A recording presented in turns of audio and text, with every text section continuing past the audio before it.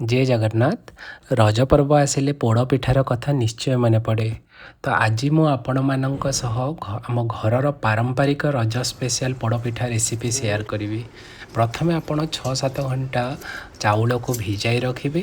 तापर भल भाव ताकू पानी मिक्स करिकी ग्राइंडर रे बाटिबे जेमिति बहुत पतला होइथिबो। तापर आपण माने सेथिरे 2 चामच क्षीर गुंड आनिकी ताकू भल भाव मिक्स करिवे जेमिति प्लम्ब आसीबो नाही।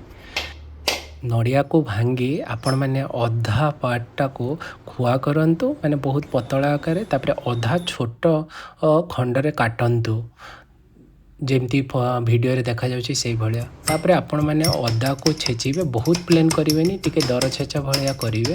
तापर सेति ता टेक्सचर टा बहुत भल आसीबो। तापर आपण माने गोटे कढ़ई रे 2 चामच घी देई काजू को भल भाव फ्राए करेंगे जमी पोड़ेनि, जमी गोल्डन कलर आकार रे जमी आसो सेटा आहरी भल लगे आपंकर पोड़ पिठारे। तापर से कड़े अल्प पानी दे आपण मैंने से जो जिते आपण मानक मीठा दरकार से हिसाब रे आपण गुड़ से पकेबे। तापर तेजपत्र को किसी हाथ में भांगिकी पकेबे, अदा पकेबे, गुजराती गुंड पकेबे, पान मधुरी पकेबे, गोलमरीच गुंड एवं टिके आपण स्वाद अनुसार लुणटा पकेबे। सेथिपाई जमती मीठा अनुसार लुण जमती भल टेक्सचर हम से आपण टिके जस्ट लुणटा पिंच पकेबे। तापर आपण माने नड़िया जो प्लेन करथिबे खुआ टाइप रो ताकू पकेबे, कटा नड़िया खंड पकेबे। तापर भजा काजू जोटा भाजी थिले आपण माने ताकू पकाइकी भल भाव रे घांटीबे।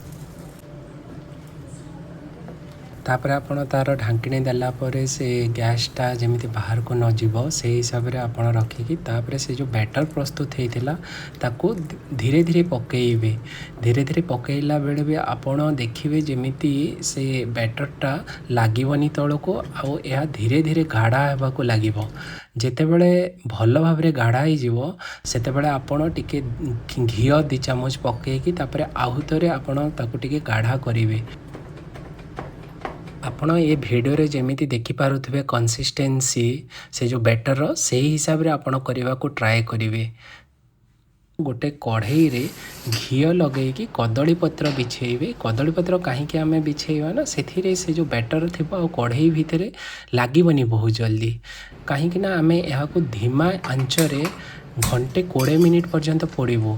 तो डायरेक्ट सेमती देदेले आपणकर से बैटर तलटा बहुत जल्दी लगिज आ सीझबनी भल से। तापर दबेकी आपण हाथ या फिर ग्लास हिसाब रे आपण ताको दबेइबे। ता ऊपर किछि नड़िया खंड पकेइबे। सेथिपाई पोड़ पिठाटा आउरी टेक्सचर भल लगे नड़िया पकेइला। आपण माने घी भी किछि पकेइबे आ अराउंड घंटे 20 मिनिट घंटे 30 मिनिट स्लो फ्लेम रे ताको बसेइबे। देखो आपण मैंने केमती टेक्सचरटा आसूची। तापर यहीटा बसैला परे आहरी गोल्डन कलर आसीबो। तापर आपण ता ऊपर कदली पत्र किछि पकई ताको ओल्टेइबे पिठा को। आ पिठे को ओल्टेकी पुणी 15 मिनट रु 20 मिनट धीमी आंचरे बसेबे। सो अपोजिट साइड रे जहाँ देखा जाउथला गोल्डन कलर ताको आहरी भल पोड़ आकार रे आपण मानकर आउटपुट देबो। तापर ये पिठाटा को है बेले सांगे सांगे आपण मैंने बाहर करतुनि, या मिनिमम आपण 5 ରୁ 6 घंटा रखिए। जमीती मु राति रे करदेली ताको नेक्स्ट डे मॉर्निंग रे मु बाहर करके ताको काटिली तो सेटा आहरी भल आकार स्मूथ है।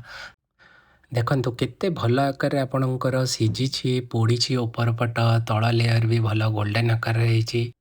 आपण मैंने ये वर्ष आपण फैमिली सांगे एमती पोड़ पिठा करिकी एंजॉय करंतु। हैप्पी रज। आउ प्लीज आपण मैंने चैनल को नुआ आसथिबे जदि सब्सक्राइब करंतु, फॉलो करंतु। Thank you.